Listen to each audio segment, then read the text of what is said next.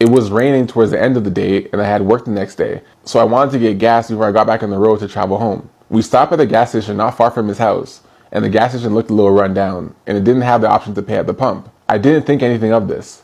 Because it was raining, he leans over to me and says, "I'll run in and pay for you, you're in heels, and I don't want you to get wet." Thinking he was being a true gentleman, I declined and I gave him my debit card instead and insisted to pay for my own gas because he paid for dinner. With his kind gesture of me not wanting to get wet, I said, "Wow, that's so sweet. Thank you," while giving him my debit card. He casually asked me for my PIN number. Without thinking, I instantly gave it to him. Several years ago, I met this guy through a girlfriend of mine who was casually dating his friend, and he was all four of us hung out when I was with her and we went to go visit them at their place. It was a great vibe. Me and this guy really hit it off. However, he stayed in Atlanta and I lived in a smaller town about 2 hours away. We talked on the phone every day, all day for the next week, and he added me on all the socials. He asked me out on an official date. He wanted me to come to Atlanta, of course, and he made plans to go to this fancy restaurant and everything. It would be on him because of my travel time. I agreed and I purchased a beautiful red dress and I was so excited. He sent me the address to his place, which was the same place that we met and hung out as a group, and I picked him up. The evening was amazing. We went to a restaurant that spins so we could see the whole city of Atlanta, and the city lights were beautiful. He paid for the dinner. I know it was expensive because the cheapest meal on the menu was about $50. I thought this was the beginning of something special. Now the crazy part about that sentence is I wouldn't be reading this if it was. Let's keep reading, shall we? It was raining towards the end of the day and I had work the next day, so I wanted to get gas before I got back on the road to travel home. We stopped at a gas station not far from his house, and the gas station looked a little run down, and it didn't have the option to pay at the pump. I didn't think anything of this. Because it was raining, he leans over to me and says, "I'll run in and pay for you, you're in heels, and I don't want you to get wet." Thinking he was being a true gentleman, I declined and I gave him my debit card instead and insisted to pay for my own gas because he paid for dinner. With his kind gesture of me not wanting to get wet, I said, "Wow, that's so sweet. Thank you," while giving him my debit card. He casually asked me for my PIN number. Alright, I already know where this is going. You don't know this guy. Why are you giving him your PIN number? This isn't your man. This isn't your husband. This isn't even your best friend. This is some nigga you just met that you drove to Atlanta to see. Giving him your PIN number. Say it out loud, your PIN number. I don't even have to read the rest. I already know where this is going. Your PIN number. PIN. You could just said tap it. I know you have tap. He casually asked for my PIN number, and without thinking, I instantly, without thinking, let's specifically say that part. Without thinking, I instantly gave it to him and told him to put $40 on it. He ran to the store and then came out and pumped my gas for me. I took him home and then we talked on the phone the whole way until I got home. We said goodnight. Very normal interactions. The next day I went to Chick-fil-A before my shift. However, I realized at this time my debit card was in my wallet. I instantly started to panic because I was in the drive-thru and people were waiting on me. I frantically texted him, "Did you forget to get my card back by mistake? It's okay if you did. We can meet up halfway after I get off work." The message wasn't delivered. Damn, you got. Oh man. The message wasn't delivered. I looked him up on all socials. He wasn't there. I then checked my bank account app and $500 taken out of my account at a branch near his home in Atlanta. I was shocked. Not knowing what to do and after talking over with my mom, I decided to call the police. I didn't have much information to give them except his first and last name, his phone number, the address that was saved in my GPS, and the name of the bank and the branch where the money was taken. The fact you don't have much information about this guy, but he has your whole PIN number and debit card is actually pretty crazy. A few days later, the police got back in touch with me and they obtained the camera footage of him using the ATM on my debit card. I did end up getting my money back. After this happened, of course I told my girlfriend and she questioned his friend that she was seeing. It turns out he had been stealing money from him too. Oh my God, this guy's just a thief. He wasn't paying the rent and they were about to be evicted from their place. I was young back then and way too trusting. Now I know different. There's not too much to recap here. You met this guy, everything was going well until he robbed you. Everything was going well until he robbed you. Or was everything going well so he could rob you? Food for thought. I'm glad you're okay. Nothing bad happened other than the money. You got the money back, which is important. Don't do that again. Don't give anyone your PIN. Not even family sometimes. Wow, such a smart woman. Literally. Like, you meet this dude, you don't really know him like that, and you guys go on a date or whatever, and you entrust him with your bank card? I don't know. Common sense ain't so common nowadays, I guess. And from the guy's part, I guess my dude went on a date, but hey, he got lucky. Turns out he's a swindler, and he been doing this on the low because, as it turns out, he been scamming his friend too. been stealing money from him. So I guess this is what he does on a regular basis. But on his part, on this case, he didn't have to put in. She gave him the combination. My guy was out there looking for love, and instead he found something even better. He found that credit card, and he got that pin, and he found $500. His lucky day. I wonder what he spent that money on. Please, somebody tell me, what did he spend the money on? I wish this woman would have told us what that money went out to. Like, did he spend it on strippers or something? Did he go and buy himself a nice steak at a 5-star restaurant? What did he spend it on? But that's funny though. But I hope she learned a lesson. This goes on to show, man, like, don't be so trusting, because some people out there ain't got good intentions. If y'all ever seen me posted up with a guy, that was fake. I've never had a boyfriend. I don't have any ex-boyfriends. Matter of fact, I've never talked to a man before in my life. So whatever y'all seen, that was AI. It was all fake.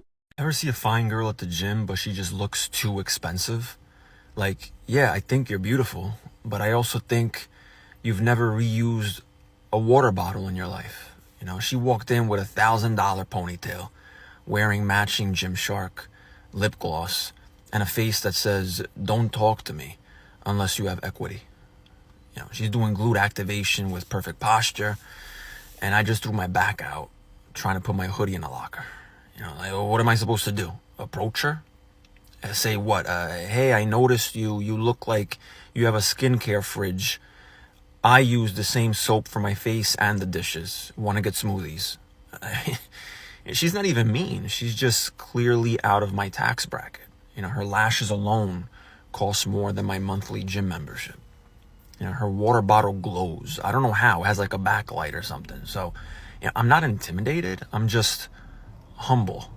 So, yeah, I kept my headphones in, looked down at the floor, and went home early. Hey, bro, listen. Your mindset is so warped. It's just that nowadays, you know what they do, right? They put in so much effort before going to that gym. You gotta realize they have a shower, bro. They put on a full face of makeup. They put on clean looking, clothing that's like meant for like clubbing or whatever. Like, you know what I mean? Like revealing clothing. I don't think they just wake up like that. Alright? Regular humans, just like you and me, they bleed the same, bro. Stop putting them up on the pedestal like that. And this is a thing, right? This is why a lot of guys have a lot of social anxiety and stuff like that, because they're not even social to begin with. They project all their bullshit to these women. Like they treat them like they're goddesses, like they're angels. Like, bro, she a regular woman. First of all, start by saying hi, right? You don't gotta reach for the stars, bro. Say hi. You don't even have to ask for her number. You say hi, introduce yourself, get her name, that's it. Continue with your workout. You're gonna keep seeing her regardless. But man, if you keep on talking like this is what starts giving you that social anxiety and all that BS. You know what I'm saying? Like, yeah, she bad, but you gotta realize she put in work to look that bad, The most beautiful girl is entering my car. Aww. I miss you so much. How are you? I'm good. How are you? I'm good. Are you sure you're good? Yeah, I'm really good. Yeah, you're happy? Yeah. You're healthy? Mm-hmm. Physically and mentally? Yeah. Good. You look really good, by the way. Thank you. Really, really good. Like, everything's complimenting. Aww. I really like your jewelry. Thank the one you. I got, of course. Yeah. But yeah, now you look really beautiful. Yeah, so I got you a bunch of flowers just there. Yeah? It's meant to be a surprise. Why did I tell you? Oh my god. And yeah, we're gonna do anything that you want to do today, okay? Okay. Alright, let's go. Hey. Hi. How are you? I'm good. You're good. Yeah. Okay, that's good. Mm-hmm. Well, are you not excited to see me? Yeah, I am. You are? Yeah. Give me a hug then. So, like, what do you want to do? I don't know. I was thinking of maybe going bowling. If you wanna go. Bowling? Yeah. Yeah, I would love to go. You'd love to go? Yeah. Yeah, you know what's so funny about this case? Like, a lot of men, they act like the first guy when they meet their crush. But after a couple months of dating, a year of being together or so, they end up like the second guy. Tell me if I'm wrong. I know you guys be doing this. You meet her, you're head over heels for her and all that. But over time, when you really get to know her and her BS, and you settle it in that relationship, you begin acting like the second dude, all nonchalant and all just looking like you don't got no energy around her. Like, trust me. This is how it goes. It's hilarious.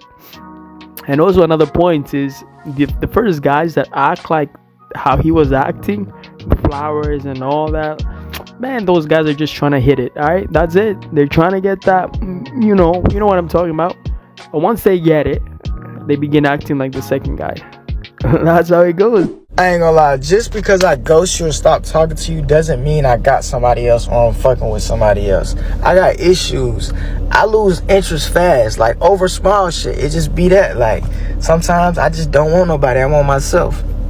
That's crazy. What do you mean sometimes you don't want nobody, you want yourself? How does that even add up? Like, I mean, I get the part about losing interest fast, because that's a thing. But bro, you're with yourself 24/7, bro. Quit the cap. Once a man starts ghosting, you gotta realize there's either one, somebody new in the picture, two, he's tired of your bullshit, or three, you ain't that attractive for him no more. He found some red flags, he found some things that just made him say forget it. You know what I mean? Yeah, or he found like some crazy ass news, like maybe you been with his boys or something like that. Who should pay on a first date? I mean, it is nice if the guy pays, but also I'm personally like totally fine with splitting the bill anytime. Who should text first? The guy, I think. Okay. Yeah. And who should make the first move? Like you're outside, somebody wants to get to know you. I think it's fine to do the first move as a girl. As a girl? Yeah. Okay. Yeah. I think like usually it's more like the man does the first move, but I think the other way around is also fine. Hey yo, this girl is so sweet, man.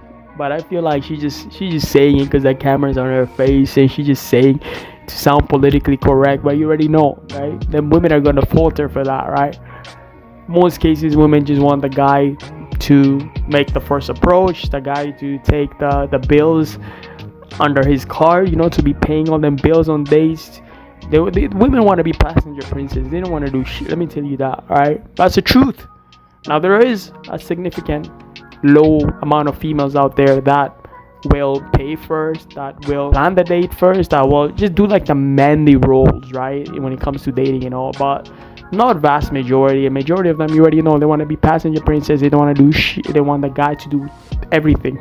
Anyways, guys, as a video, leave a like, comment, subscribe. Let me know what you all thought. Talk about that story where that woman was so trusting. Actually, the funny thing about that, we find out that her friend, when asked, that dude, the scammer dude's friend, and claimed that he's been scamming him too. But my thing is like, why didn't the friend warn her? Like, you know what I'm saying? Like, why didn't the friend give her a heads up? At the end, he's like, oh yeah, I've been getting scammed too. Like, bro, you already know your friend's a scammer. He's been scamming money out of your account, but you let this poor girl go on a date with him too, and then she got scammed $500. Anyways, yeah, let me know what you all thought about that, and I'm gonna catch you guys on the next one.